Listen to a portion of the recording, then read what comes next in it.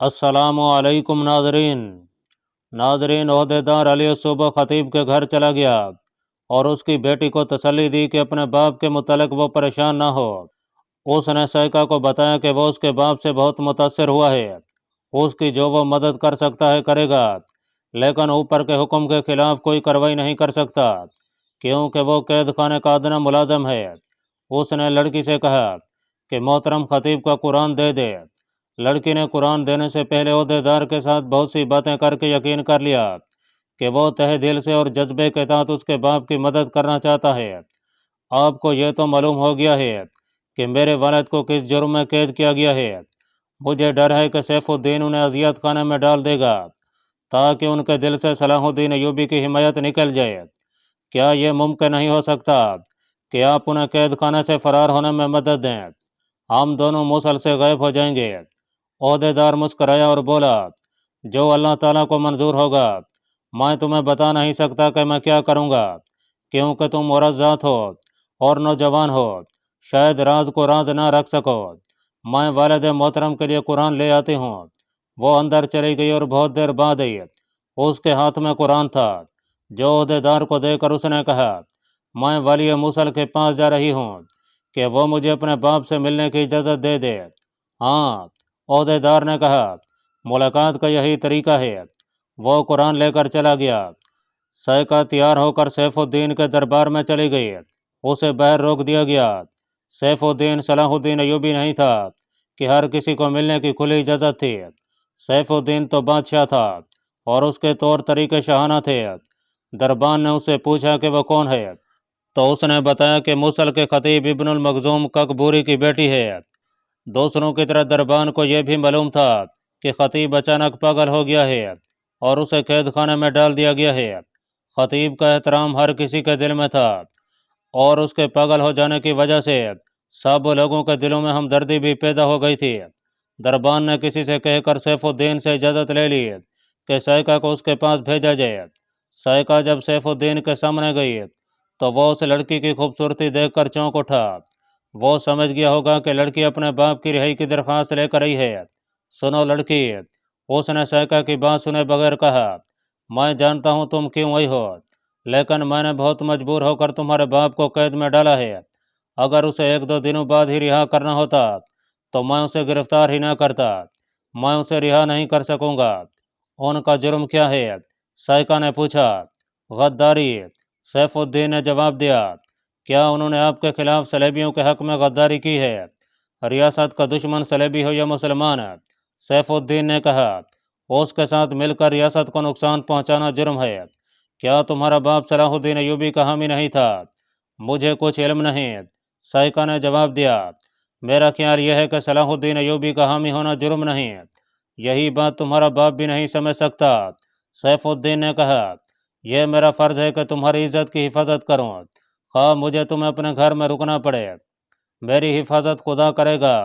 सैका ने कहा, मैं सिर्फ ये इल्तजा करने आई हूँ कि मुझे थोड़ी देर के लिए अपने बाप से मिलने की इजाज़त दी जाए। जब तक काजी उसे सज़ा नहीं देता इजाज़त नहीं दी जा सकती। सज़ा क्या होगी? लड़की ने पूछा। मौत। सैका के आंसू बहने लगे। उसने लड़की को और ज़्यादा खौफज़दा करने के लिए कहा, लेकिन ये मौत इतनी आसान नहीं होगी कि तलवार से सर तन से जुदा कर दिया जाएगा। उसे आहिस्ता आहिस्ता अजीतें देकर मारा जाएगा। लड़की का जिस्म बड़ी जोर से कांपा। उसने होंठ दांतों में दबा लिए और उसका रंग पीला पड़ गया। उसने लरजती हुई आवाज में पूछा, क्या आप उन पर यह रहम नहीं कर सकते कि उनका सर तलवार से काट दिया जाए? अगर उन्हें सजाए मौत ही देनी है तो एक ही सानिए में उन्हें क्यों नहीं ख़त्म कर देते? सैफुद्दीन ने कहा, बाप के मर जाने के बाद तुम एक आम सी और गरीब सी लड़की बन के रह जाओगी। क्या यह बेहतर ना होगा कि तुम मेरे अक़द में आ जाओ, जिससे तुम्हारे बाप को भी फ़ायदा पहुंचेगा और तुम्हारी हैसियत मौसल की मलका की हो जाएगी। अगर मेरे बाप ने मुझे खुददारी की तालीम ना दी होती तो मलका बनना बहुत बड़ी बात है। सैका उठ खड़ी हुई। उसे दरअसल मुलाकात की ज़रूरत नहीं रही थी। वो तो ये मालूम करना चाहती थी कि उसके बाप के साथ कैद खाने में क्या सलूक हो रहा है। वो उसे कैद खाने के एक ओहदेदार से मालूम हो गया था और उसे ये उम्मीद भी थी कि ये ओहदेदार उसके बाप को फरार में मदद देगा। उसने सैफुद्दीन को सलाम किया और चल पड़ी। सैफुद्दीन ने उसे जाते देखा तो बोला, ठहरो, ये ना कहना कि वाली मोसल ने एक लड़की की तमन्ना पूरी नहीं की थी। तुम आज रात अपने बाप से मुलाकात करने के लिए जा सकती हो। एक आदमी तुम्हारे घर आएगा, वो तुम्हें अपने साथ कैद खाने में ले जाएगा। तुम जितनी देर चाहो अपने बाप से बातें कर सकती हो। साई का शुक्रिया अदा करके चली गई। सैफुद्दीन के पीछे एक बॉडीगार्ड खड़ा था। साइका चली गई तो सैफुद्दीन ने अपने बॉडीगार्ड से कहा, मैंने इसे खौफजदा करने के लिए कहा था कि इसके बाप को किस तरह जीते देकर मारा जाएगा, मगर लड़की दिल गुर्दे की पक्की मालूम होती है। जानते हो मैंने इसे क्यों कहा है कि एक आदमी तुम्हारे घर आएगा, वो तुम्हें कैद खाने में बाप से मुलाकात कराने के लिए ले जाएगा। क्या मैं अभी तक आपके इशारे समझने के काबिल नहीं हुआ? बॉडीगार्ड ने कहा, वो आदमी मैं ही हूँगा जो उसे शाम के बाद घर से कैद खाने के लिए ले जाने के बहाने ले आऊँगा। और तुम जानते हो कि उसे कहाँ ले जाना है? सैफुद्दीन ने पूछा। उसे यह शक नहीं होना चाहिए कि मैंने उसे अगवा कराया है। सब जानता हूँ, बॉडीगार्ड ने कहा। सैफुद्दीन ने अपने बॉडीगार्ड के कान में कुछ कहा। कैद खाने का जो ओहदेदार साइका के पास आया था, रात की ड्यूटी पर था। शाम के बाद वो कैद खाने में दाखिल हुआ। दिन की ड्यूटी वाले को रुखसत किया और खतीब इब्नुल मखजूम की कोठड़ी के सामने जा खड़ा हुआ। इधर उधर देखकर उसने कुरान खतीब को देकर कहा, अपनी बेटी के मुतालिक आप कोई गम न करें, वो हर लिहाज से मुतमईन है, महफूज है और खैरियत से है। उसने मुझे एक बात कही है, दुआ करें कि अल्लाह ताला मुझे बच्ची की तमन्ना पूरी करने की तौफीक अता फरमाए। वो क्या बात है? खतीब ने पूछा। ओहदेदार ने इधर उधर देखा और मुंह सलाखों के साथ लगाकर कहा, फरार। अब में इतनी हिम्मत है, मैं फरार में मदद करूंगा। जिस काम में अल्लाह की खुशनुदी शामिल हो, उसके लिए अल्लाह हिम्मत भी दे देता है। खतीब ने कहा, लेकिन मैं तुम्हारी मदद से फरार नहीं होऊंगा, इसकी बजाय यहाँ मर जाना पसंद करूंगा। क्यों? ओहदेदार ने हैरान होकर पूछा, क्या आप मुझे गुनहगार समझकर मेरी मदद कबूल नहीं करना चाहते? नहीं, खतीब ने जवाब दिया, मैं तुम्हारी मदद इसलिए कबूल नहीं करना चाहता कि तुम गुनहगार नहीं हो। मैं तो तुम्हारी मदद से यहाँ से निकल जाऊंगा, तुम पीछे रह जाओगे और पकड़े जाओगे। मेरे जुर्म की और तुम्हारी नेकी की सज़ा तुम्हें मिलेगी, जो बहुत ही भयानक होगी। मैं भी आपके साथ ही जाऊंगा। ओहदेदार ने कहा, आपकी कल रात की बातों ने यहाँ से मेरा दिल अचाट कर दिया है। मैं सलाहुद्दीन अयूबी की फ़ौज में जा रहा हूँ। मैं चूँकि कैदी नहीं, इसलिए आसानी से फरार हो सकता हूँ, लेकिन अब आपको साथ लेके जाऊंगा। मेरा इस दुनिया में कोई नहीं। हाँ, खतीब ने कहा, मैं इस सूरत में तुम्हारी मदद कबूल कर सकता हूँ। आपकी बेटी ने मुझे बताया था कि वो वाली मूसल के पास जा रही है। ओहदेदार ने कहा, वो आपसे मुलाकात की इजाज़त मांगेगी। नहीं, खतीब ने घबरा कर कहा, उसे सैफुद्दीन जैसा शैतान फितरत इंसान के पास नहीं जाना चाहिए। तुम उसे कहो कि वहाँ ना जाए, मैं तो सुबह जा सकूँगा। ओहदेदार ने कहा। ओहदेदार कोठरी से हटकर चला गया। खतीब के घर के दरवाजे पर दस्तक हुई। साइका ने दरवाज़ा खोला। उसके हाथ में कंदील थी। बाहर जो आदमी खड़ा था उसे उसने पहचान लिया। वो सैफुद्दीन का बॉडीगार्ड था, जो साइका की मुलाकात के वक्त वहाँ मौजूद था। उसने साइका से कहा कि वो उसे बाप की मुलाकात के लिए कैद खाने ले जाने आया है और वो उसे घर वापस भी लाएगा। साइका तैयार थी। चलने लगे तो बॉडीगार्ड ने साइका से कहा, बाप के साथ सिर्फ खैर खैरियत और घर की बातें करने की इजाज़त होगी।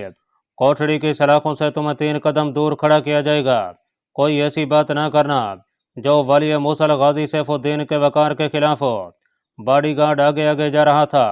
साइका उससे 2-3 कदम पीछे थी। दोनों खामोशी से चले जा रहे थे। रात तारीख थी।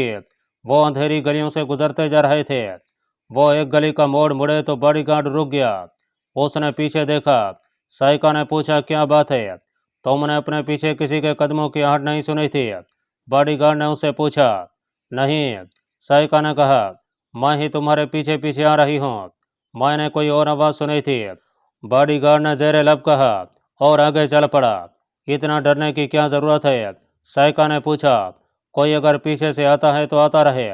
बॉडीगार्ड ने कोई जवाब ना दिया। यह गली ख़त्म हो गई। उससे आगे आबादी नहीं थी। ज़मीन ऊंची नीची थी। खड्ड नाले भी थे। कैद खाना उसी तरफ आबादी से कुछ दूर था। दोनों खड्डों से बचते जा रहे थे। वहाँ झाड़ियाँ और दरख्त थे। बॉडीगार्ड एक बार फिर रुक गया और पीछे को देखा। उसे पीछे आहट सुनाई दी थी। اس نے تلوار نکالی اور پیچھے کو گیا۔ 2-3 جھاڑیوں کے ارد گرد گھوم کر دیکھا، وہاں کچھ بھی نہیں تھا۔ اب تم نے پیچھے کسی کے پاؤں کی آواز سنی ہوگی، باڈی گارڈ نے سائکا سے کہا۔ یہ آواز بڑی صاف تھی۔ سائکا کہنے لگی، تمہارے کان بجتے ہیں۔ اگر یہ کسی کی آہٹ ہی تھی تو خرگوش یا کسی ایسے ہی جنگلی جانور کی ہوگی۔ تم ان آہٹوں سے کیوں ڈرتے ہو؟ میں تمہیں جو بات کہنے سے جھجکتا تھا وہ اب کہہ دیتا ہوں، باڈی گارڈ نے جواب دیا۔ تم میری ذمہ داری میں ہو، کسی نے تمہیں مجھ سے چھین لیا تو والی موصل میرا سر تن سے جدا کر دے گا۔ تم میرے ساتھ چلو، میرے پیچھے نہ رہو۔ سائکا اس کے ساتھ ہو گئی۔ کچھ آگے جا کر پگڑ نڈی شروع ہوتی تھی۔ وہ وہاں سے چلے گئے تو پگڑ نڈی پر چلنے لگے۔ تھوڑا آگے اس پگڑ نڈی سے ایک اور راستہ نکلتا تھا جو کسی اور طرف جاتا تھا۔ باڈی گارڈ سائکا کو اس راستے پر لے گیا۔ چند ہی قدم آگے گئے ہوں گے کہ انہیں کسی کے دوڑتے قدموں کی آواز صاف سنائی دی، جو فوراً ہی خاموش ہو گئی۔ کوئی پیچھے سے دوڑتا آیا اور دائیں کو چلا گیا۔ باڈی گارڈ نے ایک سایہ ایک درخت کے پیچھے غائب ہوتا دیکھ لیا تھا۔ وہ تلوار سونت کر اس درخت کی طرف دوڑا۔ پیچھے اسے سائکا کی گھٹی ہوئی چیخ سنائی دی۔ کسی نے سائکا کے اوپر بوری کی طرح کا تھیلا ڈال دیا اور اس سے پہلے اس کے منہ میں کپڑا ٹھونس دیا تھا۔ باڈی گارڈ کو اندھیرے میں اتنا ہی نظر آیا کہ جہاں سائکا اکیلی تھی وہاں 2 سائے اچھل کود کر رہے تھے۔ وہ اس کی طرف دوڑنے ہی لگا تھا کہ عقب سے کسی نے اسے بازو میں جکڑ لیا۔ اس کے بھی منہ میں کپڑا ٹھونس دیا گیا اور اوپر بوری کی طرح کا تھیلا اس پر چڑھا دیا گیا۔ وہ تنومن جنگجو تھا، لیکن اسے جکڑنے والے تعداد میں زیادہ تھے اور وہ بھی طاقتور اور اپنے فن کے استاد تھے۔ ادھر سائکا کو دوہرا کر کے تھیلے کا منہ بند کر دیا گیا، ادھر باڈی گارڈ کو اسی طرح تھیلے میں بند کر دیا گیا۔ انہیں پکڑنے والے انہیں اٹھا کر چل پڑے۔ آگے جا کر ایک ایک تھیلا پیٹھ پر اٹھا لیا۔ اندھیرے میں پاس سے گزرنے والوں کو بھی شک نہیں ہوتا تھا کہ 2 انسانوں کو اغوا کر کے لے جایا جا رہا ہے۔ وہ ایک اندھیری گلی میں چلے گئے اور کچھ دور جا کر ایک تنگ و تاریک مکان میں داخل ہو گئے۔ اندر جا کر وہ سائکا کو ایک کمرے میں اور باڈی گارڈ کو دوسرے کمرے میں لے گئے۔ الگ الگ کمروں میں تھیلوں کے منہ کھول دیے گئے۔ سائکا تھیلے سے نکلی تو اس کے منہ میں سے کپڑا نکال دیا گیا۔ کمرے میں دیا جل رہا تھا۔ سائکا کو 2 آدمی کھڑے نظر آئے۔ اس نے غصے سے لرزتی آواز میں کہا، تم نے یہ کیا طریقہ اختیار کیا ہے؟ محفوظ طریقہ یہی تھا۔ کمرے میں کھڑے 2 آدمیوں میں سے ایک نے جواب دیا، راستے میں کوئی بھی تمہیں ہمارے ساتھ چلتا دیکھ سکتا تھا۔ یہ ضروری تھا کہ تمہیں بھی چھپا کر لایا جائے۔ مجھے پہلے کیوں نہ بتایا کہ تم یہ طریقہ اختیار کرو گے؟ سائکا نے پوچھا۔ میں تو یہ سمجھی تھی کہ یہ تم نہیں ہو، کوئی ڈاکو ہے اور مجھے سچ مچ اغوا کیا جا رہا ہے۔ ہمارے طریقے کچھ ایسے ہی ہوتے ہیں، دوسرے آدمی نے کہا۔ کیا تمہیں یقین ہو گیا تھا کہ وہ مجھے کہیں اور لے جا رہا تھا؟ سائکا نے پوچھا۔ یہ یقین تو ہمیں اسی وقت ہو گیا تھا جب تم اس کے ساتھ گھر سے نکلی تھی، ایک آدمی نے جواب دیا۔ اگر وہ تمہیں واقعی قید خانے میں لے جا رہا تھا تو چھوٹا اور سیدھا راستہ دوسری طرف تھا۔ وہ پگڑ نڈی سے ہٹ کر ایک راستے پر چل پڑا۔ ہمیں پختہ یقین ہو گیا کہ وہ تمہیں کہیں اور لے جا رہا ہے۔ اس نے کئی بار تمہارے قدموں کی آہٹ سنی تھی۔ سائکا نے کہا، ایسی بے احتیاطی نہیں کرنی چاہیے۔ اندھیرے میں فاصلے کا اندازہ نہیں ہوتا تھا۔ سائکا کے چہرے پر اطمینان تھا۔ وہ باڈی گارڈ کے ہاتھوں لاپتہ اور ذلیل و خوار ہونے سے بال بال بچ گئی تھی۔ دوسرے کمرے میں باڈی گارڈ کو تھیلے میں سے نکال کر اس کے منہ سے کپڑا نکالا گیا۔ اس کے سامنے 3 نقاب پوش کھڑے تھے۔ اس کی تلوار انہیں نقاب پوشوں کے پاس تھی۔ کون ہو تم؟ اس نے بڑے رعب سے نقاب پوشوں سے کہا۔ میں والی موصل کا خصوصی محافظ ہوں، تم سب کو سزائے موت دلاؤں گا، مجھے جانے دو۔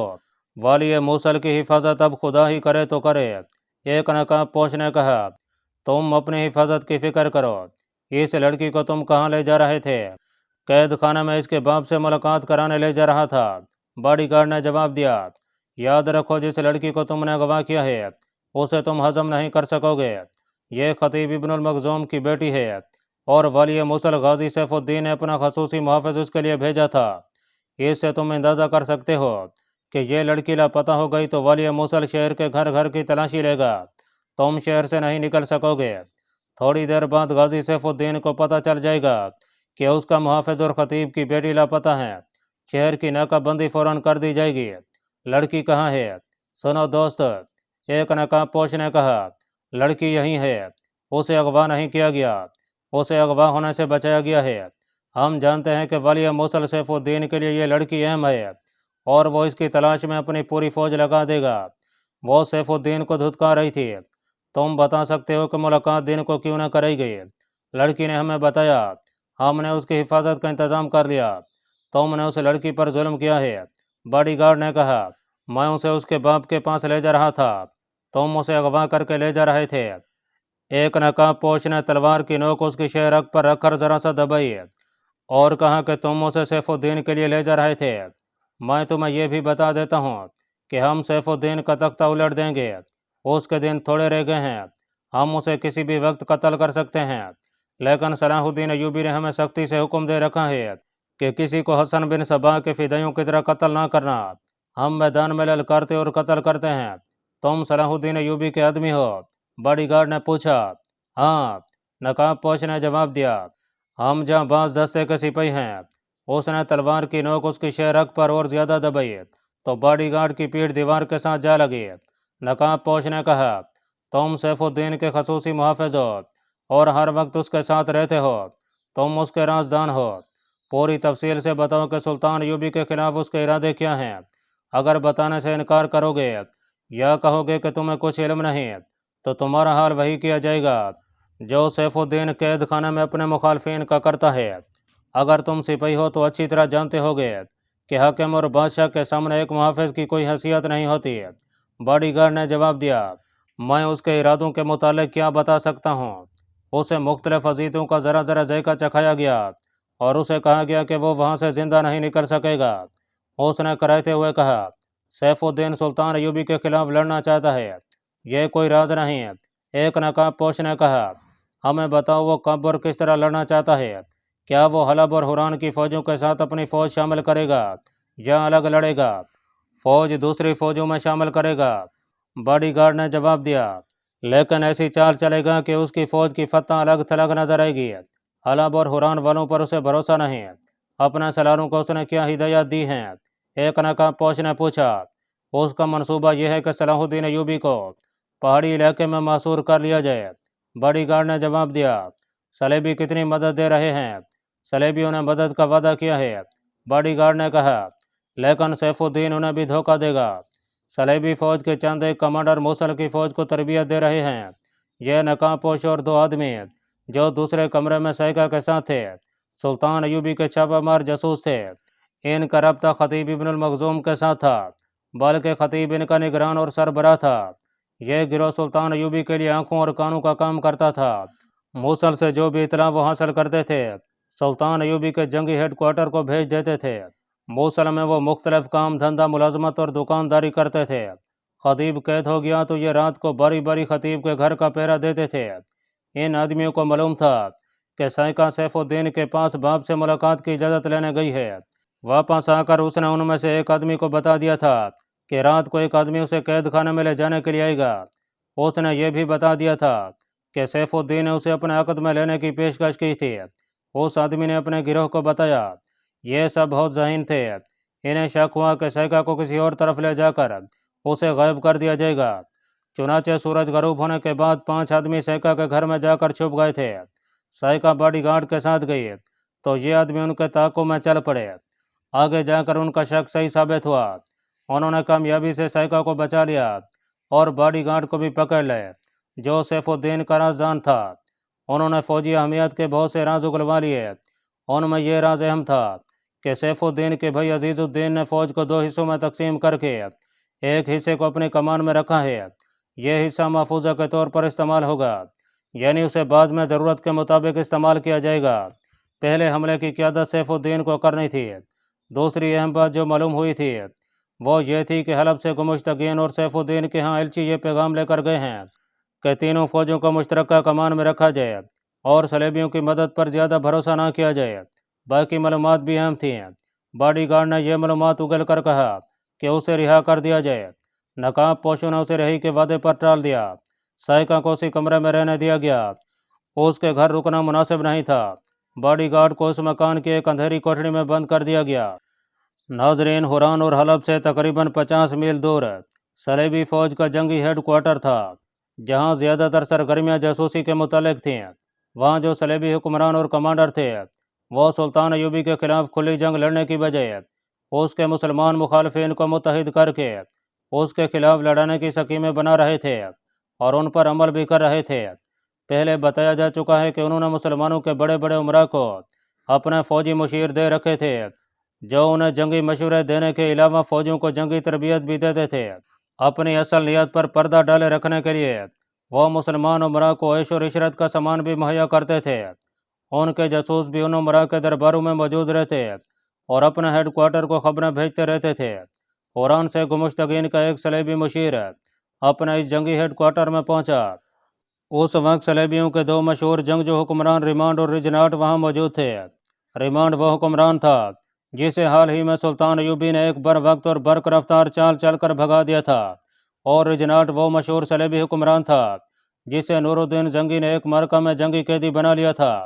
اسے اور دیگر صلیبی قیدیوں کو حران میں گمشتگین کے حوالے کر دیا گیا تھا۔ اس وقت گمشتگین خلافت بغداد کا ایک قلعہ دار تھا۔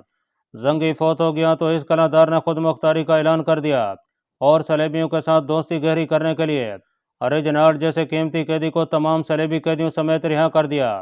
قرآن سے صلیبی مشیر جو دراصل جاسوس تھا ریمانڈ اور ریجناٹ کے پاس پہنچا اور حران کے تازہ واقعات کی تفصیلی رپورٹ دی۔ اس نے کہا، حلب سے الملک الصالح نے گمشتگین اور سیف الدین کو تحفوں کے ساتھ پیغام بھیجے ہیں کہ وہ اپنی فوجیں اس کی فوج کے ساتھ مشترکہ کمان میں دے دیں۔ وہاں عجیب واقعہ یہ ہوا ہے کہ گمشتگین کے دونوں سالاروں نے حران کے قاضی کو قتل کر دیا اور دو لڑکیوں کو جو حلب سے الملک الصالح نے پیغام کے ساتھ تحفے کے طور پر بھیجی تھیں بھگا دیا۔